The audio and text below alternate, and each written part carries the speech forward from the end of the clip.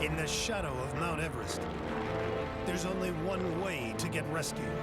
But the death zone is the most dangerous place in the world.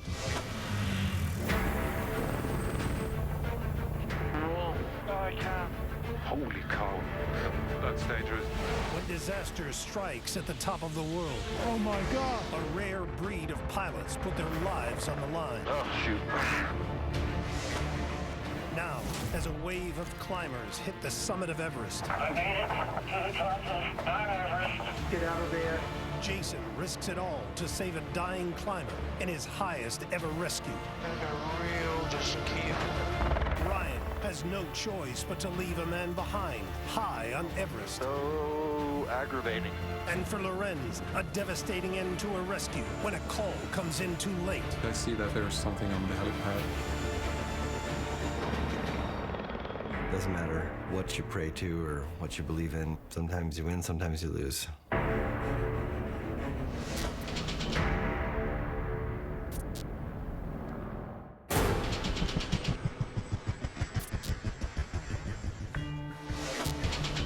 "7 a.m., Lukla Airport. 9-5, Papa. 9-5, Papa. Rescue pilots are on high alert for the busiest 24 hours of the climbing season. For the past 2 years, earthquakes and avalanches have closed Everest to climbers. Now, they're back and on the summit again. I made it to the top of Mount Everest. This is so beautiful. Well done to all of you guys. I know you're happy, but also remember you're only halfway. Get out of there before the wind gets any worse. Oh, the next couple of days is going to be quite challenging. The big Everest download's about to happen. Yeah. The ones that push it too hard, they could have some problems. Let's just hope that there's not too much carnage.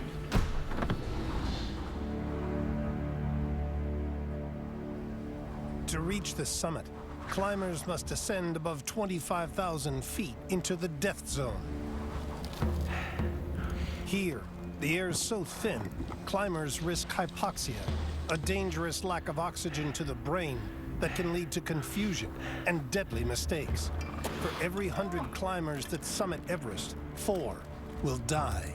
This is where summit fever kicks in. This is where the madness starts. People are going to, unfortunately, make mistakes, are going to make bad errors, bad judgments, and that's going to lead to bad results up on the mountainside. Helicopters can't rescue climbers from the death zone.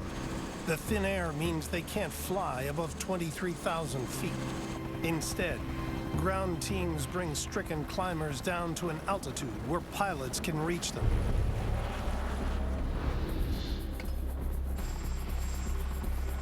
Veteran Everest pilot Jason Lang receives the first call of the day.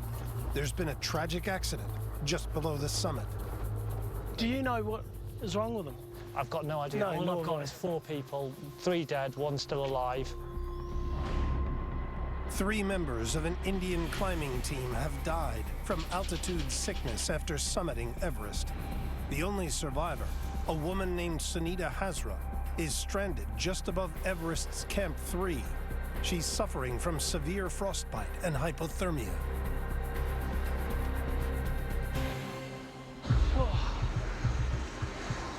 I know where we think she is, around Camp 3. You can't land, as it's too steep. When I received the call, in the back of my mind, I had it there that this isn't possible. Sunita's condition is critical. At high altitude, she won't survive more than a few hours. We take long line with us. The steep slopes high on Everest make landings impossible. Our only chance of escaping alive is a risky long line rescue. Release. Release. One more. Okay. Lock. Release. Release. Yep.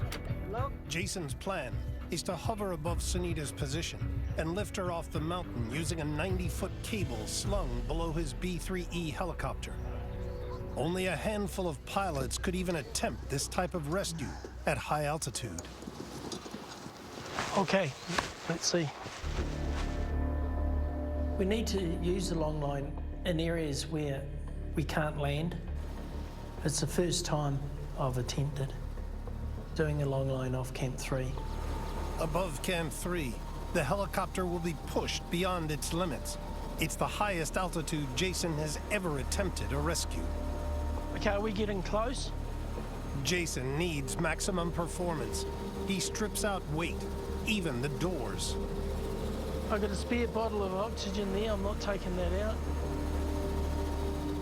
When I'm going to high altitudes, I need the oxygen system because I'm not acclimatized. Okay, let's go. Flying with a long line can make the helicopter dangerously unstable. Jason will wait until the last possible moment before connecting the cable. When you go into a situation, you are thinking about how to manage all the hazards, the dangers, and what ifs. 9 Lima, Papa. 9 Lima, Papa. Land, sir. Going to land. At Everest Base Camp, it's time to connect the cable. Put the long line out, please. They'll need to keep close radio contact with the climbers high on Everest who are keeping s1e4 alive. Okay, how do I know?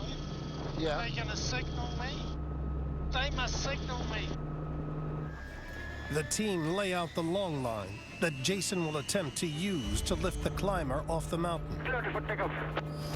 Long line clear. And lifting.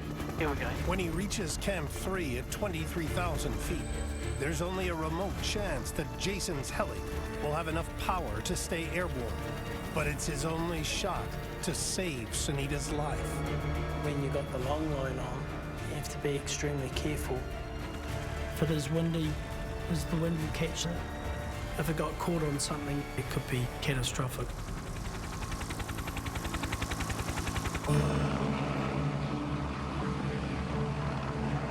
We want to make sure everything is as it should be. Back at Lukla, fellow rescue pilot Ryan Skorecki learns of the fatalities. It was just a report on the current situation and said there were 4 Indians they found didn't make it, and one is they're trying to get her to a lower spot where maybe Jason's going to go pull her off with a long line. And I feel bad for the people that don't turn around. I mean, by the time they realize that they've gone too far, they're too far away to actually get back down in time, which keeps on happening. People want to get to the top. That whole time that they're up there, their body is slowly dying, their mental capacity is slowly diminishing. You know, it's this race against the clock. Descend back out of that death zone as quickly as possible. Ryan gets the next emergency call. Just one guy from base camp. A Malaysian climber on Everest is suffering from an irregular heartbeat, a sign that dangerously low levels of oxygen may have led to hypoxia. 5,883 meters. Doing my math, my homework. The pilots are responsible for working out exactly how much fuel is needed for each rescue. The big factors are what's the elevation, what's the temperature, how much weight am I being asked to carry, and how much fuel do I have to carry to do it. To reduce weight at high altitude, fuel levels must be kept to an absolute minimum. And then we need 80 liters of fuel, which is at that high. There's no margin for error. A mistake could strand the helicopter on Everest, potentially fatal for pilots and climbers. You get fuel stress, wondering, do I have enough fuel? Do I have enough fuel? Can't screw up.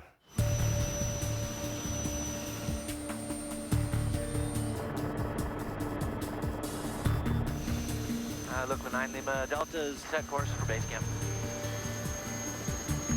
We're going to base camp to pick up Shin Han. It'll be at 35% on the fuel. Here we go to the computer just to confirm. There's my weights. We're going to get one person plus. All right, the computer says we got it by 100 kilograms. With activity in the mountains at a fever pitch, pilot Lorenz gets yet another emergency call. 9 Lima Charlie is ready for takeoff.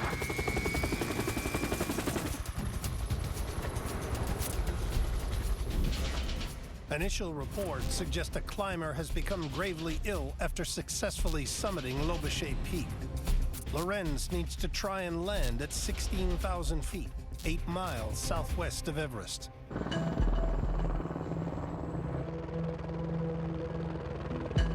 As Lorenz approaches the Khumbu Valley, the Himalayan weather takes a turn for the worse. Now we're in the valley. We take it easy. We'll maintain airspeed. Visibility is terrible. Visibility is sometimes here very, very bad. These valleys are perfect traps for the clouds that roll off the mountains. 10 minutes, a whole valley can just be filled up with clouds. In the blink of an eye, visibility can drop to 0, making flying deadly. In these conditions, pilots can fly into a mountainside without ever seeing it coming. Holy cow. Can't see anything. If you are entering a cloud, you are in trouble. It's very dangerous. You don't know what's below you, and if it's very risky because you can't clearly see the ground. Oh, we descend more because we can't see anything. We have to go very low here. Follow the landscape. Lorenz is forced below the clouds. The ground is now his only visual reference. Flying this low means more obstacles to avoid, with almost no time to react. You have to make quick decisions, creep along a little bit below the cloud cover through the valleys. We'll follow this ridge. Most of the times you have holes in these cloud covers. Oh, here we got almost out of it. Once you find holes, you have a possibility to get out of the clouds. Lorenz finally breaks through and can ascend to the helipad at 16,000 feet. Finally, Machal is just approaching Lobuche. There are some people standing. Once in the approach, I see that there's something on the helipad. The climber Lorenz has come to pick up has already died. This is a dead body.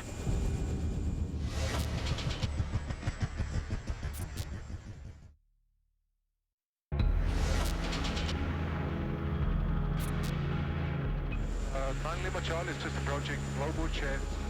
Lorenz is on a dangerous mission to a 16,000-foot peak, 8 miles southwest of Everest. Just minutes after a desperate plea for help, a sick climber with suspected altitude sickness lost his fight for life.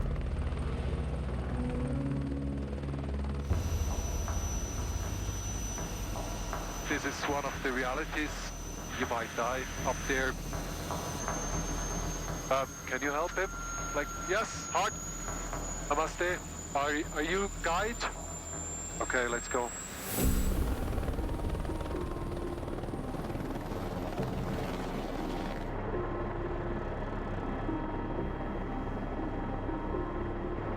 So this man was traveling alone. No, 10 person. So I told to him, you have to take a helicopter. He told to me, no, I'm okay. So it was his decision to not take the helicopter. You want to die hard. It was his final decision then. When hypoxia hits, the lack of oxygen to the brain can impair judgment and the ability to make rational decisions. Climbers call it summit fever. People are taking decisions which they would probably not do at sea level. He was told to be rescued the previous day and he refused. Then he finally agreed to go down towards Lobuche on the back of a horse, and he died on the way. So let's focus on the flying now. Lima Charlie will be sending for Lukla. 2 crew, 1 local, 1 dead body.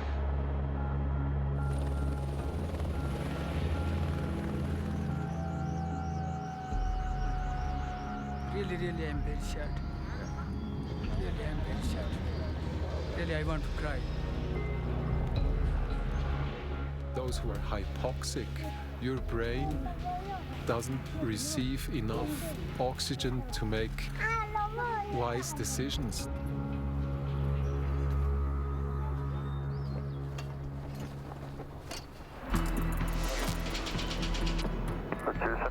visual. Does it look good up there? Back at 23,000 feet on Everest, veteran Himalayan pilot Jason Lang is attempting the highest altitude rescue of his career. Climber s1e4 Hazra is stranded and suffering from severe frostbite and hypothermia. Whereabouts are they?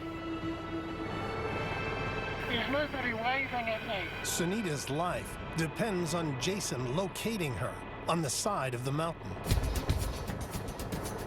I was on the radio back to base camp saying that she's waving.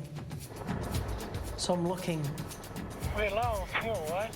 To keep the heli as light as possible for high-altitude flight, Jason carries minimal fuel. Every second he searches, his fuel gauge moves closer to zero. An extra 6 to 8 minutes to locate her, and that's all time, which reverts back to fuel. If there was a problem with the engine shutdown or fuel starvation, that wouldn't be too pretty.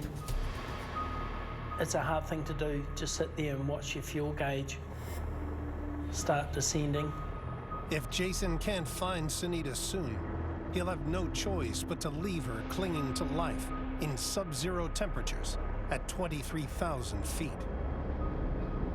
There is nobody threatening me. There's nobody waving their arms.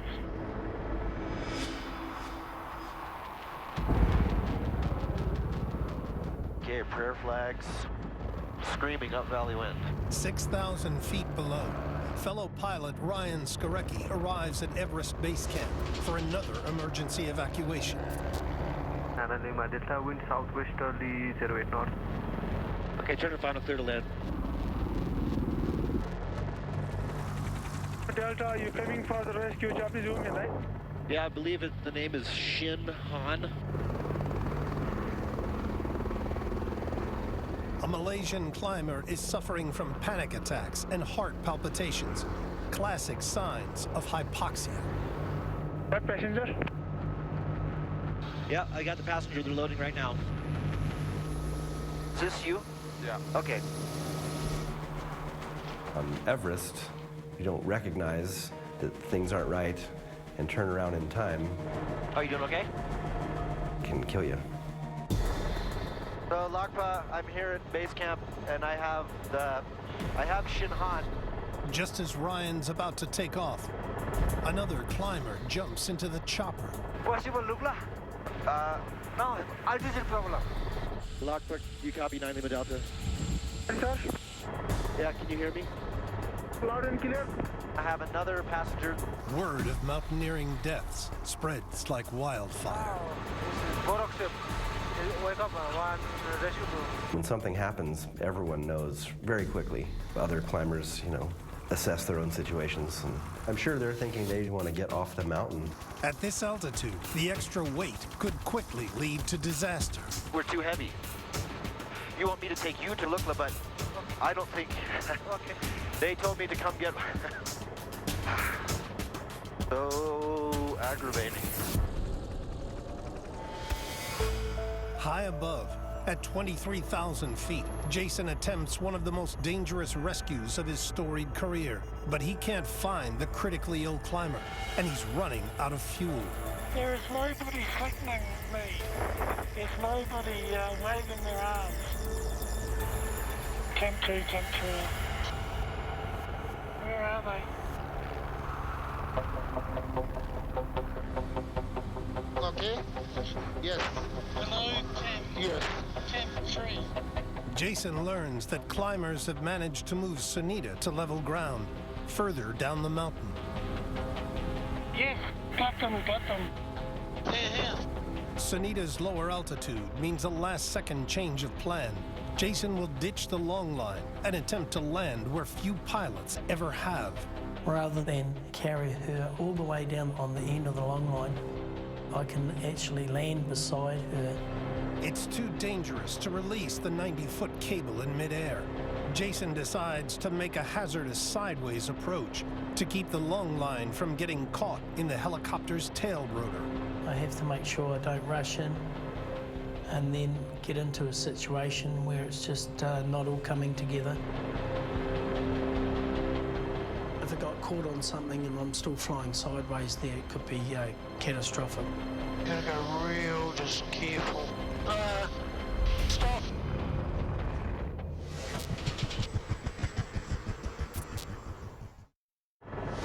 Pilot Jason Lang is on a mission to rescue a critically ill climber at the extreme altitude of 23,000 feet. He must land with a 90-foot line attached to his helicopter. I'm gonna go round. Yeah. A treacherous maneuver very few pilots would ever attempt.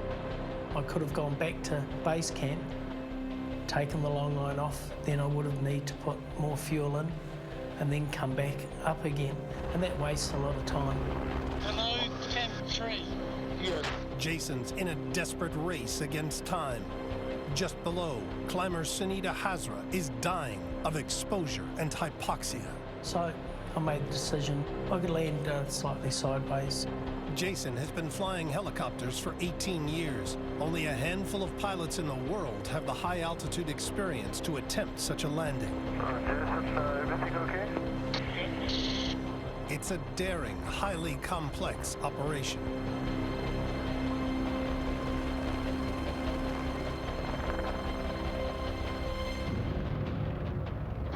Yeah, I'm on the ground. I landed. Leslie Binns is a fellow climber who gave up his own summit attempt to rescue s1e4 in total darkness just last night. Yeah, only one. She was definitely suffering from some sort of cerebral edema, hypothermia. You know, she was in a real bad way. She was coughing blood, and she got her jacket unzipped, a fleece jacket, and she pulled it apart. She had no gloves on. She was on the verge of giving up. I think she was on the verge of giving up on life. The other 3 members of s1e4's group are already dead, and her life hangs in the balance. Captain. So we're gonna go to Lukla Hospital. After that. We were talking about each other's family, and you know, she says, you're going to let me see my son again. I can't thank you enough, and all this sort of stuff. You know, and I was upset that I didn't go and climb Mount Everest and do what I set out to do, but then how do you weigh that against saving somebody's life? You know, and for me, you couldn't. s1e4's life is in Jason's hands. The race is on to get her to the hospital below. I dread to think what's happened up there over a couple of days. For what she's seen, the psychological impact, we have to deal with them extremely sensitively. My name's Alex, I'm a doctor. Okay, you're okay now, okay? You're down, don't worry. 30 p.m. very cold. Change. Yeah, so you got very cold near the summit? Due to very cold. Cough. Right, a cough? Cough due to Can't feel your pulse, so I just want to have a listen to your heart and see if you're fit to fly. The medics in Lukla clear s1e4 to fly down to the larger hospital in Kathmandu. Huh? Everything did come together. Did they give a deck? If it had been another day, I'm sure the outcome would have been different. She could have been in a body bag, this one. I was able to play my part and, yeah, get her to the proper care.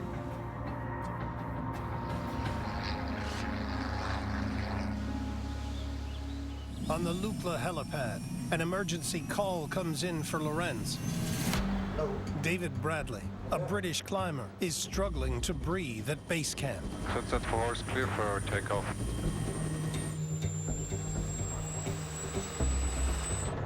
Ooh, we have wind. The deep valleys and exposed peaks between Lukla and base camp produce gale-force wind that can strike without warning. Ooh. Sometimes the conditions are not as good as they were the hour before, so you really have to watch out for signs, look outside and see what's going on. I call this the nasty corner. There's always some turbulence here. But now we have downwind, which is not nice. So it might be that we have a bumpy ride. Wind rushing off the mountaintops acts like a wave crashing on the beach. It can suddenly force helicopters down to the ground. If you fly through the turbulent side, it can be quite violent. Sometimes it got strong to like 30, 35 knots. You sometimes have to adjust the flight path. Oh, here we got almost out of it. 3,000 feet climbing, staying on the right side of the valley. And Lima Charlie, 5,000 feet towards Everest Base Camp.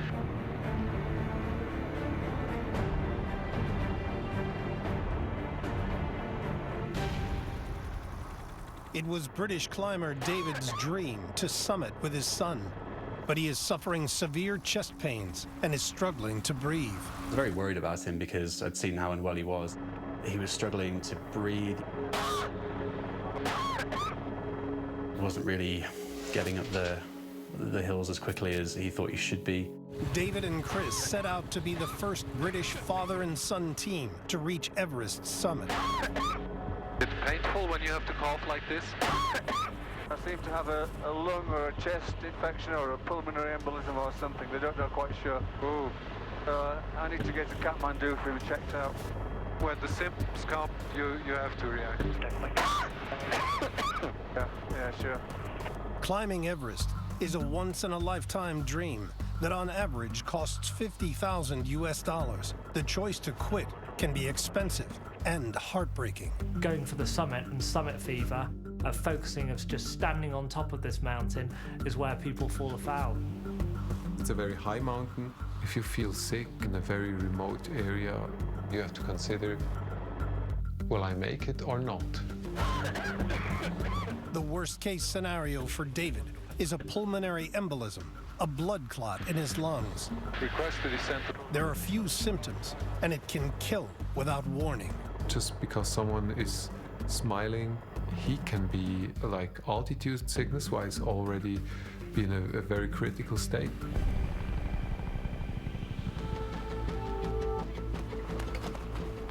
Back on Everest, Ryan is evacuating Shin Han, a climber who could have potentially fatal hypoxia.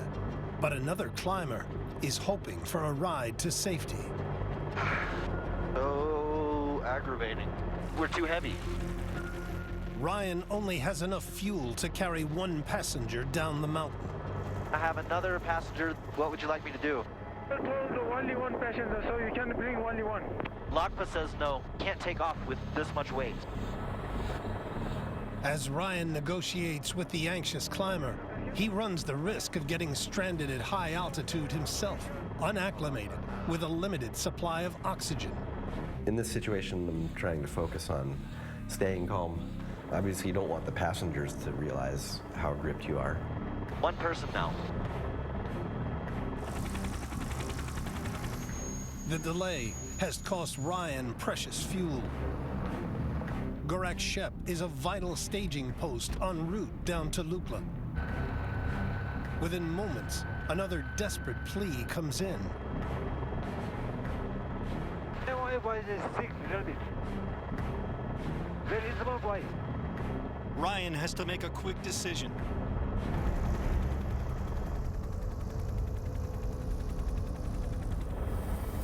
I started to get an altitude sickness, so I'm just scared. I mean, The boy weighed a lot less than the other guy. Flying high-spec choppers in extreme conditions requires intense focus and quick reactions. If Ryan's oxygen runs out, the symptoms of hypoxia, dizziness, confusion, and double vision could prove catastrophic for Ryan and his passengers. 10 more minutes.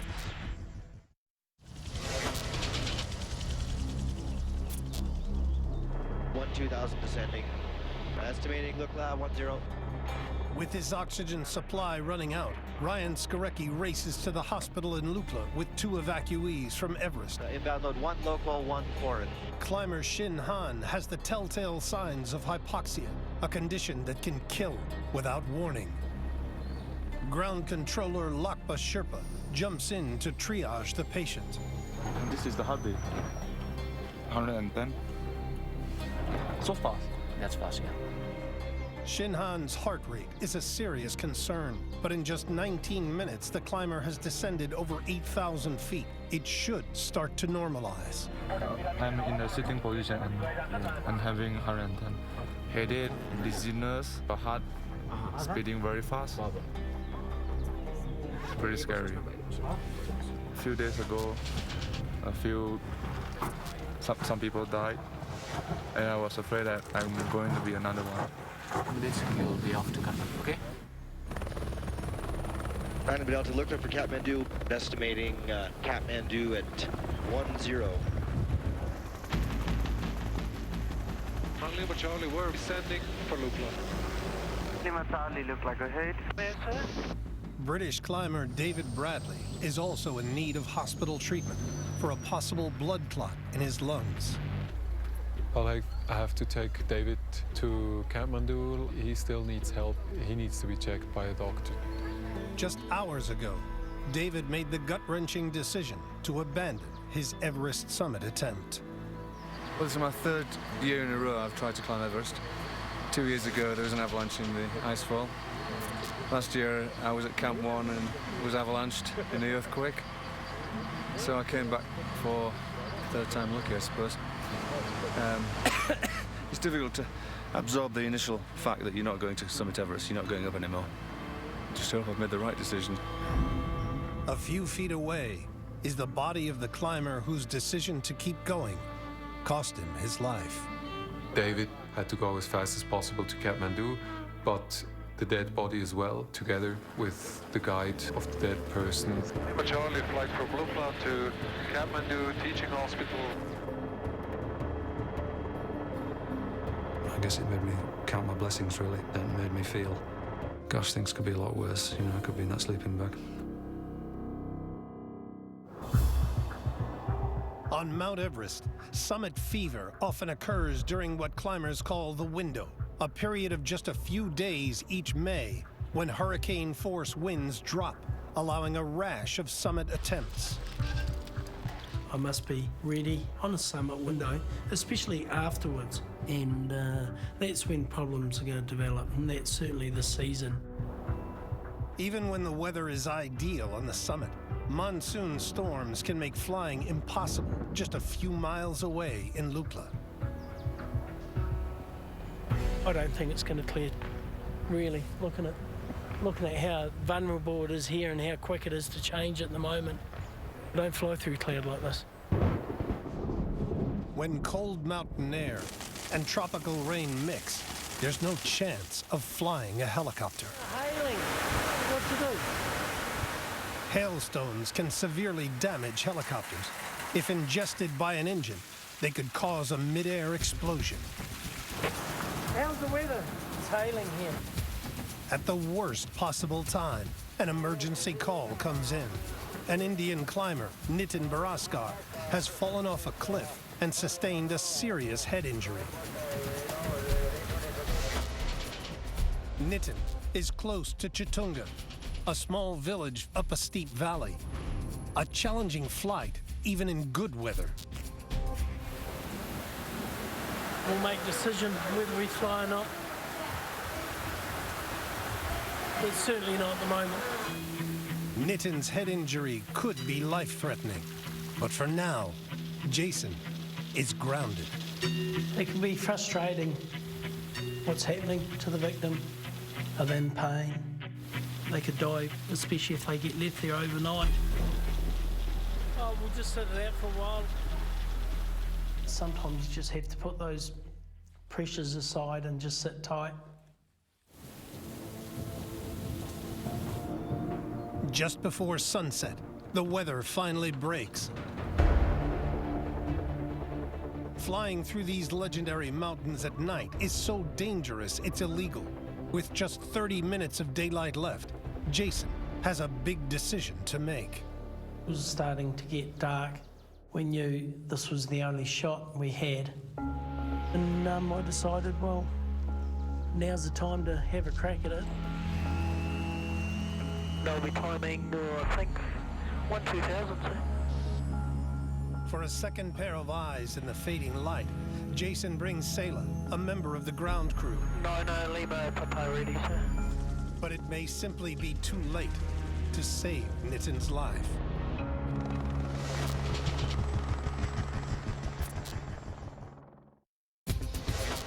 At Kathmandu Airport, a B-3E rescue helicopter is undergoing maintenance.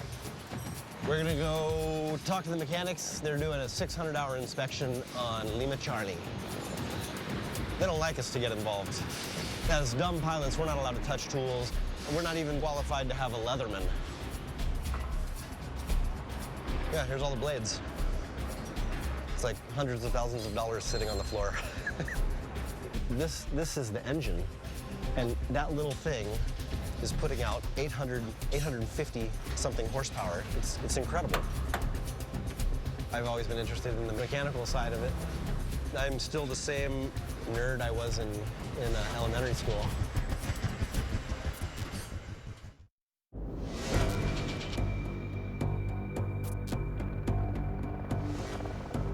"5:45 p.m. With light fading fast, pilot Jason Lang races to rescue Nitin Boriskar, an Indian climber with a serious head injury. Got a head injury.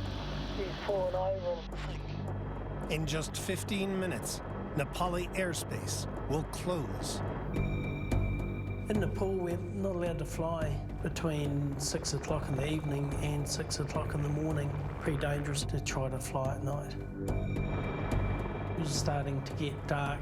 We knew this was the only shot we had. I think it's just up here. It's solid. The rescue zone is 15,000 feet up in the village of Chatunga. Jason has brought Sela, a ground crewman who knows the area well. Just want to come in this way, huh? Nitin has been carried to a remote farmhouse where Jason spots a potential landing area. Not very good, huh? But there's a problem on approach. There's not a lot of room. There was no way because I couldn't get both skids on the ground on this terrace. We need a new plan. I'm glad I took someone along to help. The only option is to ground just the tip of the skids and hover. The rescue will be up to Sela. Jason can't let go of the controls. Just want to go forward here.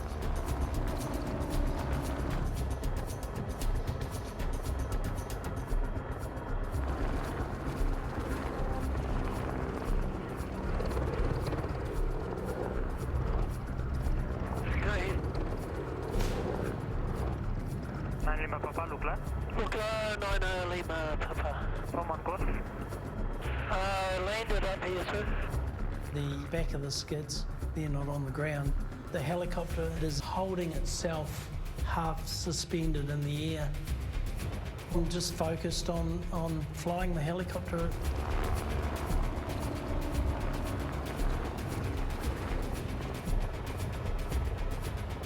I have 2 crew. I have 1 foreigner. Do I take him straight to the hospital? Yeah. The best medical facilities are 40 minutes away in Kathmandu, but darkness falls in just 10. Not enough time, you know. Oakland, Lima, Papa. Hospital inbound, sir. I have 1 foreigner and we're direct hospital, sir. Nitin's best chance now is Lupla's small community hospital.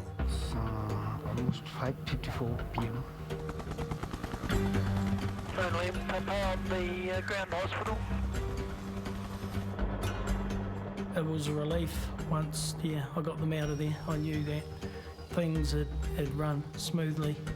I'd done my job, what I was sent there to do.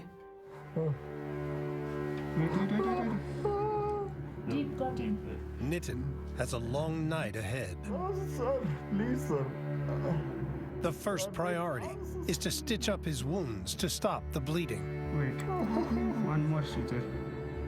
He got the deep trauma on the head and elbow. Nitin is stable, but the doctors are concerned there could be a hidden brain injury. He'll be monitored in the hospital overnight. He has no one here in the hospital, so I just want to comfort him, but just to make sure that everything is okay.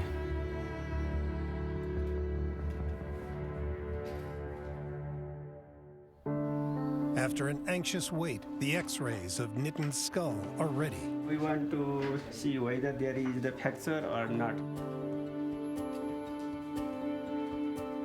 X-ray is normal, no trauma, no fracture. Thanks to the rescue team, Nitin's out of immediate danger. 14 stitches without anesthesia. The mountains are very attractive, you know, they make you addict. It must be terrifying thinking you got this one shot here before the end of the day to get rescued and get to safety.